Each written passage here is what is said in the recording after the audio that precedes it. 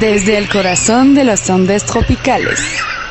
Bienvenidos a La BOA, podcast del Movimiento Libertario de Colombia.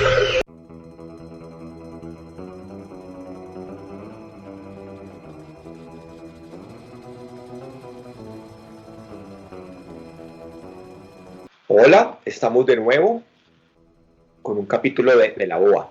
Y ahora no vamos a hablar de historia, vamos a hablar de cine. La BOA ha regresado y esta vez viene en serio. Y para eso tenemos a la directora del Movimiento Libertario de Colombia. Hola, Osasaurio, ¿cómo estás? Súper feliz de ver que la BOA ha regresado, de ver que la BOA ha salido otra vez de lo más profundo de la selva hoy que tanto la necesitamos. He disfrutado mucho los primeros episodios de la BOA, un poco dándonos ese recorderis histórico y bueno, lo que tú decías hoy, la BOA ha regresado pues para hacer lo que hace mejor. Disculpa que te diga solo María y no te diga María Alejandra, porque se me hace raro llamarte María Alejandra porque sabes que te he llamado Moana desde hace mucho tiempo. Sí. Pero, bueno, María Alejandra, ¿por qué hemos venido hoy a hablar? Vamos a hablar de una película que me la han recomendado muchísimo. Las personas a mí me han llamado, me han mandado chats y me han dicho, por favor, tienes que ver El Hoyo. Y le hice caso, vi El Hoyo. Y fue una experiencia un poco decepcionante. Yo aclaro que vamos a hablar de la película y va a haber spoilers. Alguien quiere ver la película y no sentir que le estamos dañando el final, por favor, no nos siga escuchando. Pero si alguien ya la vio y quiere saber nuestra interpretación, yo la voy a hablar desde el punto de vista cinematográfico. Mi querida María Alejandra la va a hablar desde el punto de vista político. Obviamente la película está abierta a muchas interpretaciones y pues sería interesante analizarlas, porque creo que lo que ha llamado la atención a los millennials es su discurso político, el tema de la desigualdad que se trata en la película. Sí, de acuerdo. Para mí, yo también ya vi El Hoyo y fue una experiencia bastante incómoda y desagradable. Me la habían recomendado también mucho y decidimos verla acá durante la cuarentena con mi familia. Y quiero decirles que me vetaron de escoger películas por haber escogido esa película para ver durante la cuarentena. Así que sí, vamos a hablar de muchos spoilers, pero mi recomendación es escuchen el podcast y no vean la película porque no vale la pena. Y si quieren saber, pues acá ya van a escuchar como todo el análisis, tanto cinematográfico como de política y de pronto un poco económico. Bueno, mira, a mí en lo personal el cine español siempre me ha gustado el tema de comedias. Creo que ellos hacen comedias muy buenas y me hacen reír mucho. Y siempre he creído más que hacer reír es más difícil que hacer llorar. Hacer llorar simplemente necesitas que te peguen un puño, con eso lloras. Pero hacer reír es curiosamente más difícil. Y admiro más a la gente que me hace reír que me hace llorar. Esta película, hay algo que llama mucho la atención y la gente dice, el gore, es que cine gore, es una cosa muy violenta. Y resulta, no sé qué pasa con los millennials, si no crecieron viendo, como fue mi caso, tengo 42 años, que crecimos viendo películas de terror de los años 80, que eran peores que esto. Y nadie armaba ese show. O sea, me acuerdo de la saga Viernes 13 y me acuerdo de una que además fue filmada en Colombia que se llamaba Holocausto Caníbal, que realmente hace ver esta película en pañales frente al gore que usa el que tiene el Holocausto Caníbal. Pero entonces, ¿por qué recurrir tanto a la violencia para contar una historia? ¿Tú qué opinas de eso? Pues como tú muy bien lo decías, pues en la historia del cine pues hemos tenido películas un poco más pesadas en tema gore y mucho mejor hechas, por así decirlo. Netflix ya cogió la fama de que toma cualquier proyecto que se le ofrezca, entonces creo que este es uno de esos casos, aunque sí vi que esta película le han dado como un par de premios en Toronto, pero yo creo que usan la violencia como para mostrar de una forma más cruda el resultado de la idea que ellos están intentando vender, que es un poco qué hace causar la desigualdad y para probar un punto del director de decir que los seres humanos somos una especie peligrosa, egoísta y miedosa, dicho en las palabras de él. Entonces creo que él usa la violencia para resaltar aún más ese punto y para hacernos mostrar a los seres humanos como lo que yo a nivel personal no pienso que somos, y es eso que él dice, que somos una especie altamente peligrosa. Más o menos el resumen de la película es esta. Hay una cárcel vertical y resulta que son muchos pisos para abajo. Y en el medio de esa estructura pasa un ascensor con mucha comida. Y resulta que los primeros pisos acaparan toda la comida, se la comen toda lo que pueden, y cuando ya pasa el piso 50, la comida comienza a escasear, hasta que después del piso 100 se vuelve todo un infierno. Y lo que dicen es que la comida que ponen al comienzo alcanzaría para todos si nosotros solo comiéramos lo que deberíamos comer. Y así no habría el infierno en los pisos de abajo. Obviamente es una metáfora muy clara sobre la distribución de la riqueza en el mundo. El 99% de la riqueza del mundo está acumulada en el 2% de la población. Algo así, es como la cifra, que es uno de los caballitos de batalla de por qué la desigualdad es atroz y crea tantos problemas. Cuando en el fondo la desigualdad per se no es mala.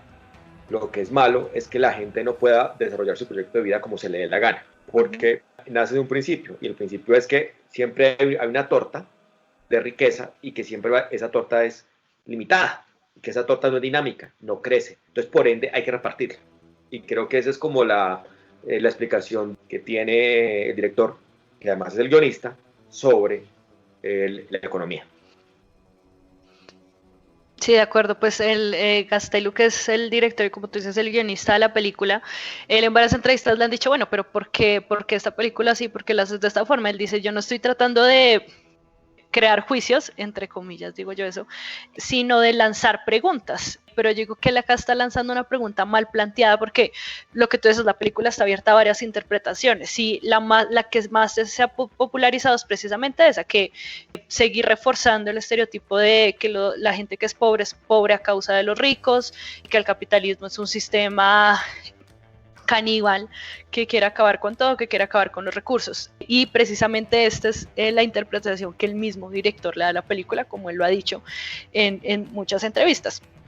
Y pues se refiere también a una metáfora política, pero la otra interpretación que le podríamos dar a esta película, y es lo que creo que realmente muestra, es la administración y el edificio en el que ellos están no es una administración capitalista, es una administración 100% socialista y comunista, porque alguien está en la punta controlando todos los recursos que están bajando hacia los 300 y pico de pisos que muestran que hay en la película. Entonces, en realidad, esto es una metáfora no del capitalismo, sino una metáfora muy cruda del socialismo.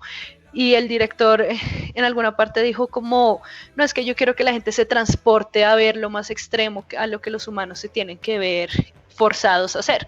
Y yo le digo, bueno, o sea, te puedes ir acá al lado a Venezuela, o te puedes teletransportar, irte a Rusia o a China durante los regímenes comunistas, y ver que realmente donde la gente es caníbal, donde la gente se muere de hambre, donde la gente está forzada a matar a su propio perro, a comerse a su vecino, es en estos sistemas económicos, no en los sistemas económicos de libre mercado que pues están siendo fuertemente criticados a través de este tipo de expresiones culturales, por así decirlo. Algo que nunca se analiza son las hambrunas producidas por el comunismo. Es una cosa muy rara, o sea, sí están en los libros, pero no se enseñan ni en la universidad, ni tampoco en los colegios cuando uno mira lo que era el comunismo. O al contrario, en muchas universidades se habla de los magníficos planes quinquenales que desarrollaron la Unión Soviética, pero no se menciona de los 30 millones de muertos que causó las hambrunas que hizo Stalin. Igual sucedió con la China de Mao. Eso no se estudia casi, y yo creo que esa enorme ignorancia es la que se presta para que la gente no entienda por qué sucede la desigualdad. Sí, de acuerdo. Y ahí creo que hay un tema importante en el tema sobre la desigualdad, que es irnos un paso atrás, ¿no? O sea, ¿por qué existe la desigualdad? Y eso no importante la desigualdad, y qué es lo realmente importante. Desde un punto de vista libertario, la desigualdad no es relevante. Lo que es relevante es el índice de pobreza, que tanta gente está hoy viviendo en la pobreza, porque así te enfocas en el problema real.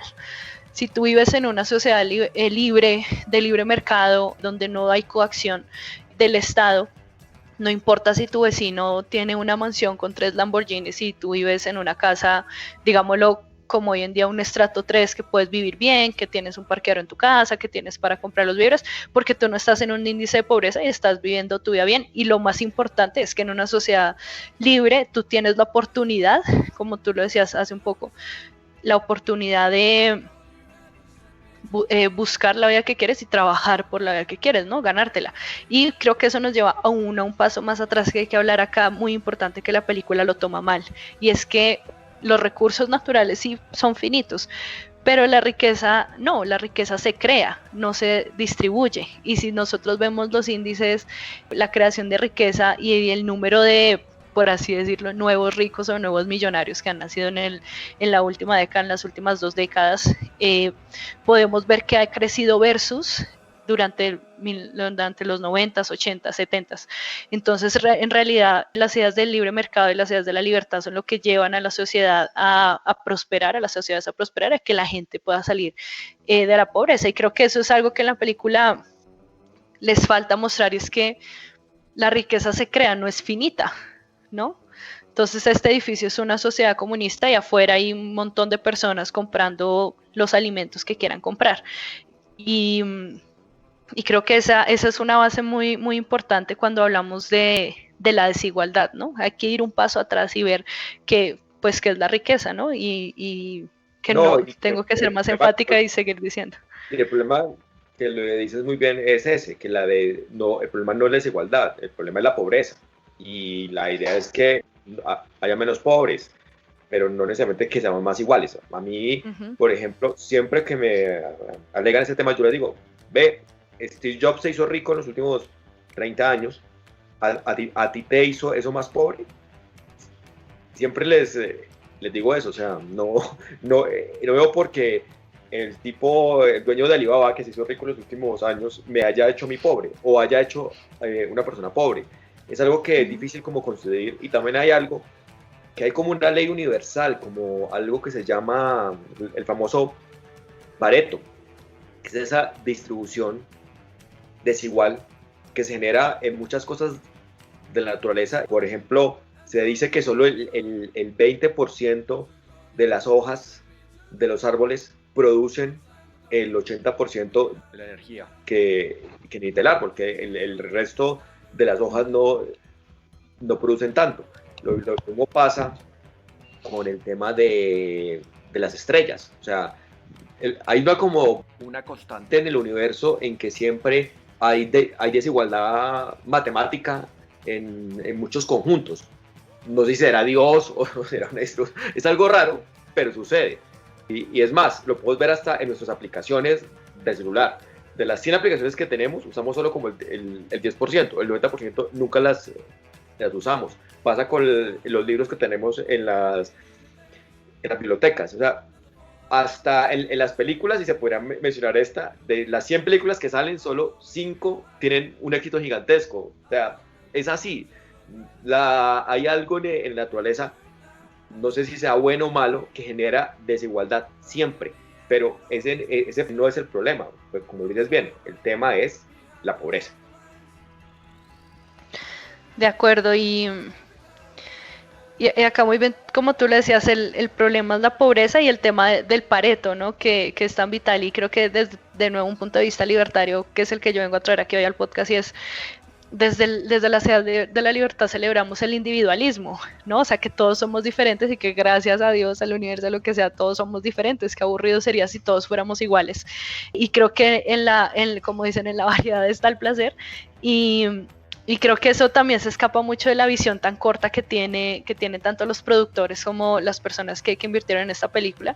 Y yo que también me siento muy triste por los empresarios que invirtieron para que esta película se hiciera, para la gente que puso las cámaras, los trabajadores detrás de cámaras, la gente que puso la comida para la grabación. Sí, no, o sea, les fue bien en este momento, pero no se dan cuenta que este tipo de películas lo que hacen es reforzar ese estereotipo negativo de que los empresarios y la sociedad libre lo que hace es llevar a mayor pobreza y a canibalismo y a cosas horroríficas que se ven acá.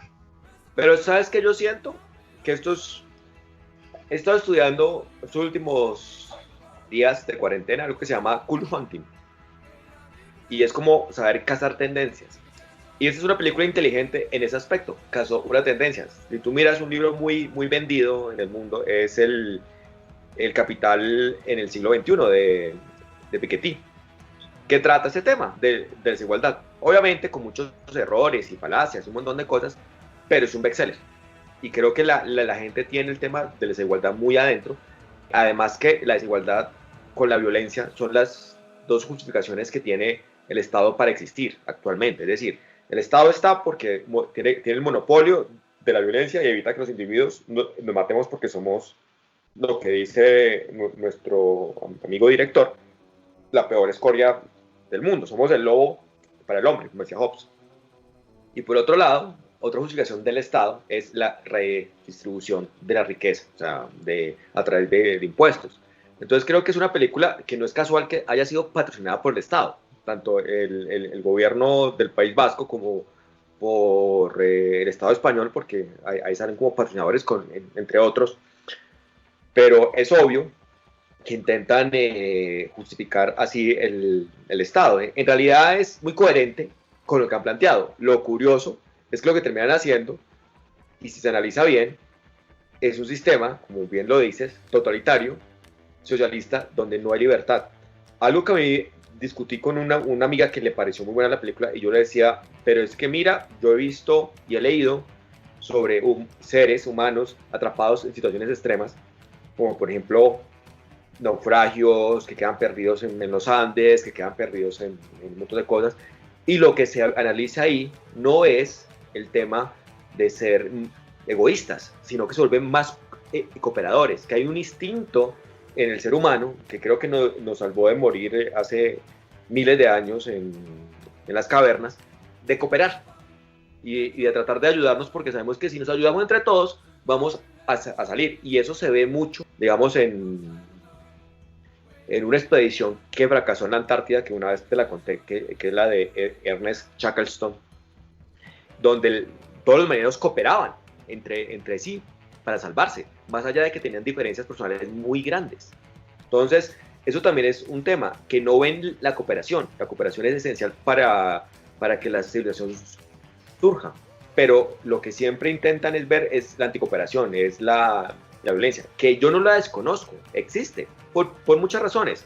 Pero también está lo otro. Curiosamente es que no se le da mucho énfasis a lo otro. A veces a los libertarios nos critican mucho que nosotros, como celebramos el individualismo, somos egoístas y no solidarios, por así decirlo, que nos falta solidaridad y que pensamos que podemos irnos y prosperar nosotros solos a costa de los demás, como esa es una de las mayores críticas que nos hacen.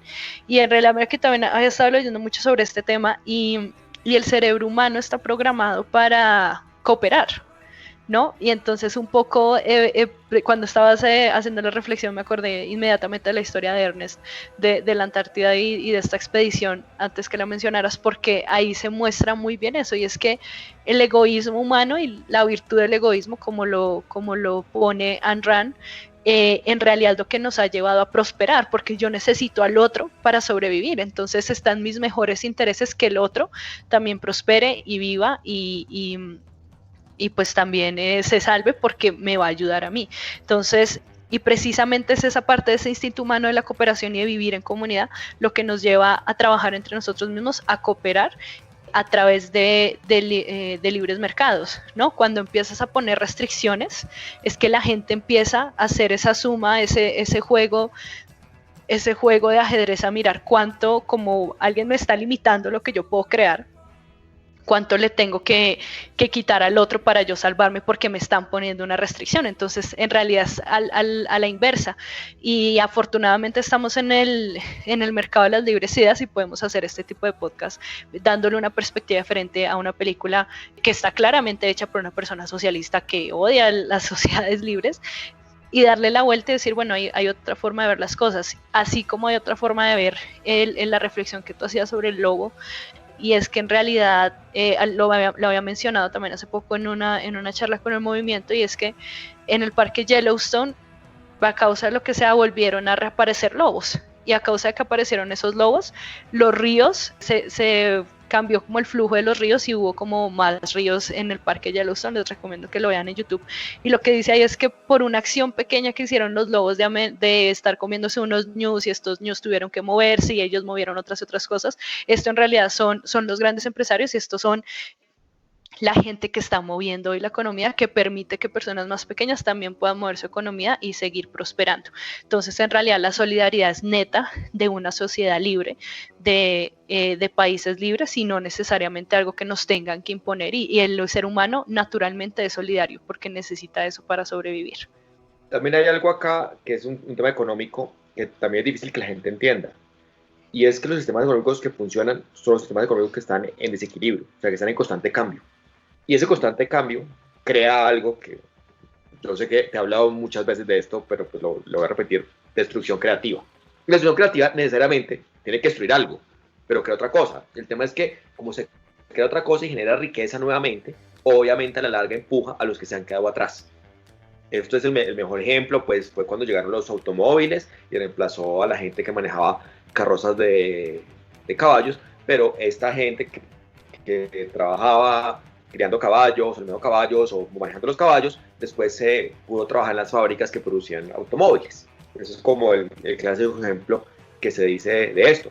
Los sistemas socialistas invitan a que haya equilibrio siempre. Y curiosamente, y esto es una metáfora que da Antonio Escotado, el equilibrio es la muerte, el equilibrio es cero, matemáticamente, y es la muerte.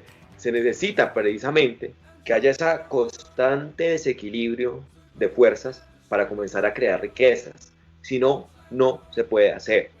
Y también, si traemos teorías, por ejemplo, de la física como la teoría del caos y el orden, obviamente esos sistemas están en caos, vuelven a un orden, vuelven al caos, pero son necesarios para producir. Si no, es imposible. Si no, precisamente sucedía lo que pasa en los sistemas socialistas. Son totalmente quietos, estáticos, no innovan, no producen nada nuevo y la gente se queda en la pobreza, pues como ya se ha visto en miles de ejemplos. Curiosamente, esto es un tema tan obvio para alguien que simplemente haya estudiado economía o entienda que es parte de la vida estos ciclos, y que lo que hay que saber es entenderlos y saber aprovecharse de ellos, que siempre se espera combatir esta realidad que está en la naturaleza con una idea como utópica de lo que debe ser en la sociedad.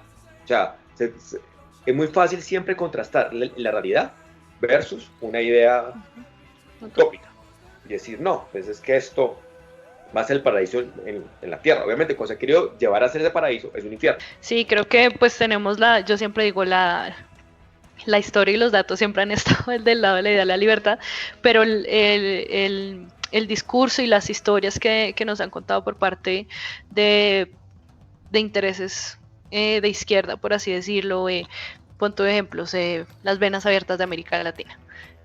Son cosas que se le han quedado a la gente prendidas ahí porque cuentan una historia muy bonita y que es muy utópica, pero pues a veces tenemos que ser un poco objetivistas, estoicos y pararnos en la realidad y decir, bueno, venga, cómo son las cosas. Y sí, bueno, disfrutaste la película, chévere. Yo no la disfruté en lo absoluto, ni por la historia, ni tampoco por la parte cinematográfica. Entonces ¿sabes? Creo que, bueno. Hay películas así también como que intentan como crear esa cuestión de como aprehensión, como que están atrapados. Y me gusta más Soul, por ejemplo, la número 1. Después obviamente eso lo volvieron una payasada, pero está bastante bien. Y en este caso, por ejemplo, que es algo muy del cine latinoamericano y español, lo agrego, el tema de los clichés. O sea, es el tema clásico, los personajes son súper clichés, el tema del inmigrante africano con una cuerda, el tema de el afrodescendiente sabio. En silla de ruedas. En silla de ruedas, además, o sea, era una especie como el profesor Javier allá, o sea, era el profesor de los X-Men, esta vez era negro y el tema de la mujer explotada, que donde llegaban y la querían violar, o sea, era una cosa rara, o sea, era una locura. Era obviamente asiática porque pues era inmigrante y tenía que tener el paquete de inmigrante, o sea, y la única pareja heterosexual que hay es una mierda, o sea, son lo peor, o sea, es la peor escoria. Y lo otro, un cliché también, La burócrata con conciencia social que espera que suceda la solidaridad espontánea. La solidaridad espontánea. No, total, de acuerdo. O sea, en recursos también de historia también se quedan cortísimos. Y ya que haces referencia a esa pareja, creo que también es un poco desmeritar el rol de una pareja clásicamente heterosexual con los roles definidos hombre y mujer que se caga. Sí, nombre de roles opresores definidos. Sí, de roles del machismo opresor capitalista devorador de almas.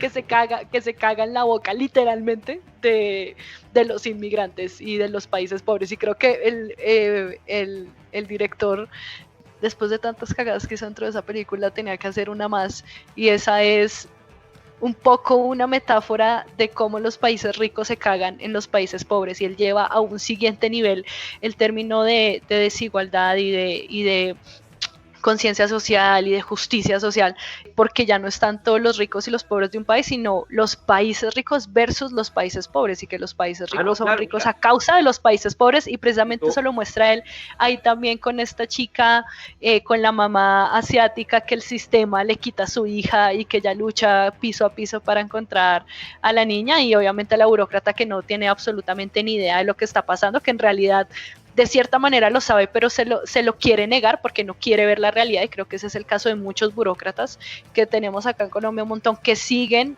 ciegamente pensando que a través del Estado vamos a tener las soluciones, cuando saben que no, pero igual se quieren creer la mentira cuando ya han visto la realidad como es y no lo soportan. Y bueno, esta burócrata hace algo bueno por su vida y se suicida. Tenía cáncer, ¿no? Tenía cáncer. No, sí, tenía cáncer y se suicidó. Otro cliché, muero por ti, o sea, soy como Cristo, soy como Neo en Matrix, muero por la humanidad.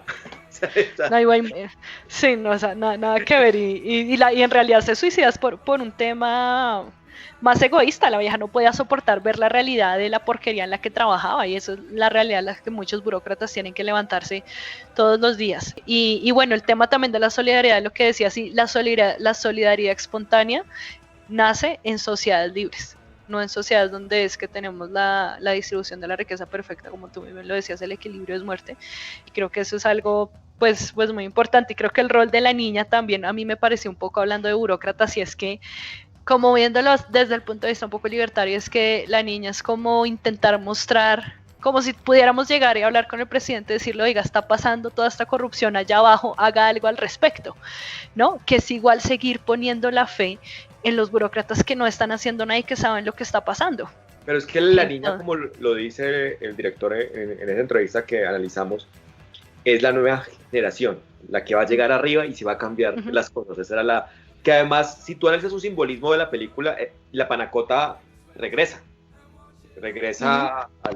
al piso, pues, de donde arman la comida, y ese estado central mira la panacota y lo que mira es que hay un pelito, y quien siente que la rechazaron fue porque había un pelito. Sí, de acuerdo. Ajá, sí.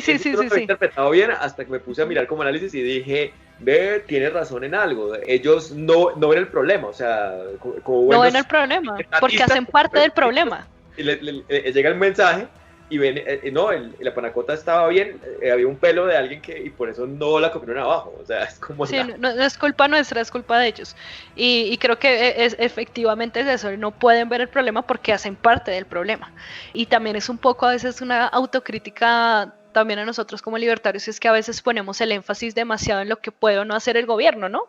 En vez de pensar qué pueden o no hacer los empresarios y cómo facilitamos que los empresarios puedan hacer más a causa, a pesar del gobierno, ¿no? Y poner más el foco que, ejemplo, en el tema del mercado que en el gobierno. Claro. Y que, por ejemplo, en esa estructura vertical de esa cárcel no había libertad de muchas cosas, ni siquiera de guardar un poquito de comida extra, ni siquiera había esa libertad. O sea, había unos límites gigantescos en el tema de la libertad. O sea, no era un claro ejemplo de sociedad basada en libre mercado. Aquí es bueno definir varios términos. Capitalismo es un sistema económico que busca acumular capital, pero no es un sistema político, que eso es lo que la gente no entiende. Puede haber capitalismo en sociedades opresoras, en sociedades cerradas, y por ejemplo el mejor ejemplo de esto es China. Pero lo que sí sucede siempre es que sociedades liberales, sociedades que están basadas en principios de libertad y en lo que permiten más o menos que exista libertad, sucede el capitalismo per se, esporádicamente. No es una cosa, no es una, pero la libertad, aclaremos, no es una condición para que exista el capitalismo. No es una condición. Simplemente sucede todo lo contrario. Cuando hay libertad, hay capitalismo. Hay capitalismo, de acuerdo. Pero puede haber capitalismo sin libertad, y eso es obvio. Obvio, eso es obvio.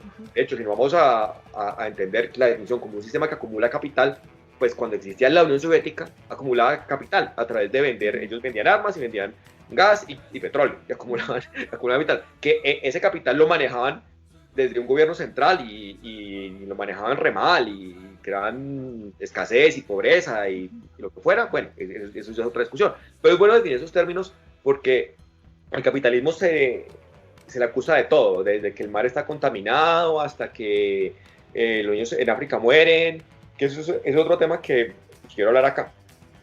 Pero, sí. Pero en realidad hay que defender es la libertad, y en esta película sucede eso. Sí, de acuerdo, pero incluso si lo ves, la gente tenía la opción de ir o de no ir al hoyo. Y este tipo que es patético, el protagonista, tengo que decirles un nombre patético, decidió irse al hoyo para que le homologaran un título. Maldito perezoso, porque no estudiaba más para que le homologaran el título normal. O sea, como maldita sea, estás en el hoyo porque tú lo escogiste. Entonces, como que a pesar de que el director quiere mostrar que la culpa es del capitalismo, como que no... O sea, alguien con 3 dedos de frente puede analizar la película y decir, lo siento, pero estás equivocado. Y lo siento mucho por todos mis amigos millennials. Pero... O sea, no, tienen que abrir los ojos y ver que la realidad es otra y dejar de creerse los cuentos de película que se ven, ¿no? Y lo que tú decías, con los datos en mano, pues podemos ver que en realidad el capitalismo ayuda a la humanidad a prosperar. Ejemplo, que los millennials deberían aprender cuando se indignan por la pobreza de África. África se descolonizó hace más de 60 años, 70 años en algunos países, otros menos. Pero muchos países de esos africanos lo que aplicaron en su proceso de descolonización fueron abrazar ideas estatistas, abrazaron diferentes tipos diferentes de socialismo. Había un socialismo africano que tenían unos, otro un socialismo medio árabe, otros ya un socialismo soviético en su época, otros más cercanos a China. Y, pues, y ahí está el fracaso. El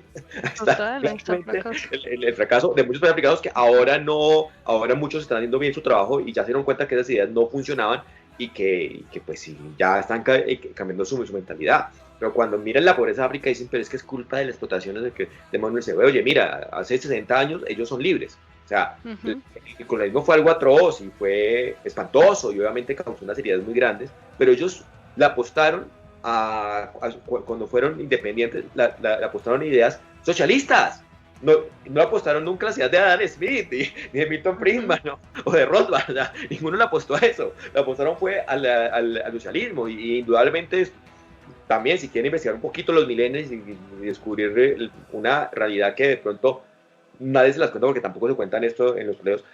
La Unión Soviética a través de Cuba estuvo presente en muchos países africanos imponiendo gobiernos. Que aplicaron exactamente las recetas que ya sabemos que habían fracasado, pero eso fue lo que aplicaron. Entonces el tema que digan ahora, no, pero es que es por culpa del capitalismo, digo, pero es que es todo lo contrario, es que no han introducido eso. han puesto sus ideas y su futuro en unas recetas que eran desastrosas. De acuerdo. No, sí, total, el tema de África. Recuerdo el año pasado también mis amigos millennials. Yo soy millennial, me considero millennial, pero bueno, habemos muchos tipos de millennials. Y cuando se quemó Notre Dame, que toda esa gente masivamente empezó a donar fortunas para recuperar Notre Dame y salieron a rasgarse las vestiduras a decir, ¿y por qué no le donan plata a África? Y el cuentico se acabó cuando sacaron una estadística mostrando que lo que le habían dado a África era como 2 veces, 3 veces en un año de lo que se había dado a Notre Dame, y que aún así toda la plata que botan en África, literalmente que la botan no está ayudando a que esa gente salga de la pobreza, porque tienen que cambiar el sistema. Y lo que tú dices, no se dan cuenta que el problema son esas estructuras rígidas y acaparadoras de riqueza, lo que está dañando a la sociedad allá. Allá realmente sí hay mujeres oprimidas porque no tienen la libertad de poder ir y tener un método anticonceptivo, porque no tienen libertad sexual, porque no tienen libertad para casarse con quien quieran o decidir cuántos hijos quieren tener. Allá sí están las mujeres oprimidas, no aquí en España. Pues. Yo les recomiendo a todos cuando vienen con ese tema que se lean un libro de una economista nigeriana que se llama Bambisa Moyo. Se llama Ayuda Mortal. Y ella analiza cómo en los últimos 40 años las ayudas a los estados africanos se han incrementado exponencialmente y no han logrado realmente sacar a estos países de la pobreza. No es por falta de ayuda. Se hace un cálculo que le han dado casi 17 veces el plan Marshall, o sea, el plan que le dieron los gringos a Europa para que se recuperaran después de la Segunda Guerra Mundial. Creo que 17 o 15 veces, no acuerdo exactamente cuál es el número, pero sí es un número muy alto de ayudas directas y indirectamente que se han dado a África. Y ella analiza por qué toda esa supuesta caridad lo que hace es destruir a veces tejidos económicos y no permiten que los africanos surjan, y lo que hacen es otra cosa, fomentar una élite corrupta que maneja esos recursos y que quiere que eso fracase porque saben que el día que esos recursos funcionen o el país salga adelante, se lo van a quitar y ellos van a perder el poder. Total. Es muy interesante este libro, Bambisa Moyo, lo recomiendo. La ayuda mortal, se traduciría al español, no estoy haciendo una traducción literal en inglés, pero es muy interesante. Y es bueno mirarlo antes de que hagamos este tipo de falsos dilemas de por qué se ayuda a Rotterdam y no ayudamos a África, y por qué las parejas heterosexuales normativas del primer mundo se le cagan en la cara a los africanos. A los africanos, sí, no, total. Y es que, y bueno, pues si no encuentran el libro, también les recomiendo una serie de videos que están en la página de YouTube del Cato Institute, creo que es, si no, escríbanme y yo les mando los links, y muestra una historia de una emprendedora en África, y ella explica precisamente ese dilema. Ella dice, acá hay un señor que hace zapatos, pero viene Toms y regala un montón de zapatos, entonces la gente no consume y no se crean empleos porque él no tiene cómo crear empleos. Entonces como un poco esos círculos virtuosos y círculos viciosos que son claves, y creo que acá también un tema que tú le dijiste es una lucha de poder. Y otra cosa que en el hoyo muestran y que la gente piensa que no, y es la lucha de poder está realmente en los gobiernos. Los gobiernos luchan contra todos nosotros como individuos por tener el poder de todo, de absolutamente todo, de tus finanzas, de tu seguridad, incluso de tu bienestar, de tu vida, absolutamente todo. Entonces, la lucha de poder no es el capital versus el hombre, no son los ricos versus los pobres, la lucha de poder está en el gobierno versus los individuos, ¿no? Y creo que es algo también que es importante ver de este tipo de películas y de reflexiones. Ahora yo recomendaría una película que vale la pena verla, se llama El niño que cultivó el aire, o que sembró el aire. También estoy haciendo una traducción literal, que es de un niño africano que electrifica su aldea cuando él construye un molino de viento que produce electricidad. Y es una historia muy, muy bonita, basada en hechos reales. O sea, no estoy hablando, el niño se lanzó a la fama, dio una charla en TED, y creo que ahora estudió en electrónica, bueno, un montón de cosas. Pero es un claro ejemplo de que si dejas al individuo desarrollar su creatividad, y este niño, lo bonito de esto es que él aprendió a hacer estos molinos por sí mismo, porque había una biblioteca muy desbaratada en el pueblito donde él vivía, y encontró libros sobre forma de producir energía, electricidad, y vio que había molinos, y él comenzó a hacer molinos con restos de bicicletas, y electrificó su casa primero, y luego comenzó a electrificar la aldea.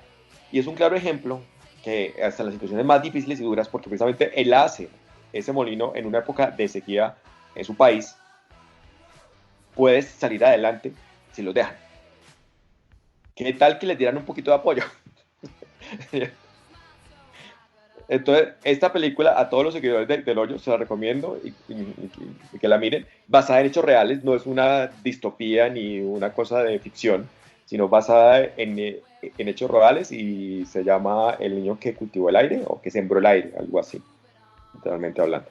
Esperamos dejarles todo todos los links de estos contenidos aquí en la descripción del podcast. Y bueno, y si no se han visto El Hoyo, no la vean, por favor, no la vean. Vean mejor El Niño que cultivó el aire, lean mejor el libro que recomendó Andrés, o vean videos de YouTube. El niño que cultivó el viento.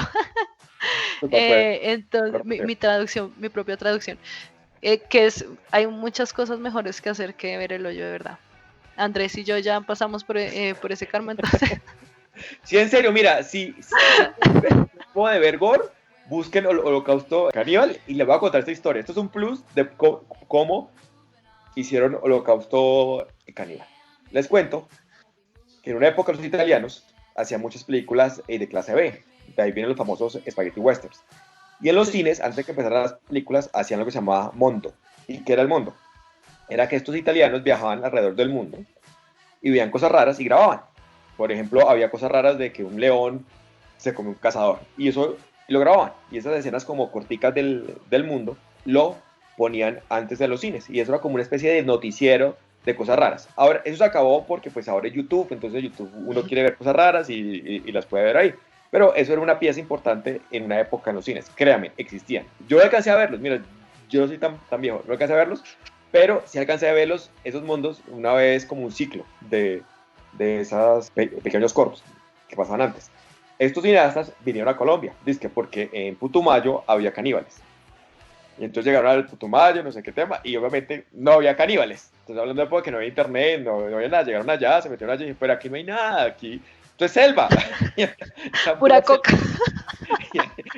Y hablaron con los indígenas que están allá y no, ninguno era caníbal y bueno, y como que se desilusionaron. Entonces dijeron, oye, ¿por qué no hacemos esta ficción? Entonces se les ocurrió hacer una película de que había unos caníbales que se comen a unos exploradores, a una especie como de hippies New Age de la época que llegan allá al Putumayo y que iban a vivir como con el buen salvaje y al final se los comen y unos restos de películas. Y entonces estos meses después llegan otros exploradores y encuentran los restos de lo que ellos filmaron y ahí ponen la trama de la película.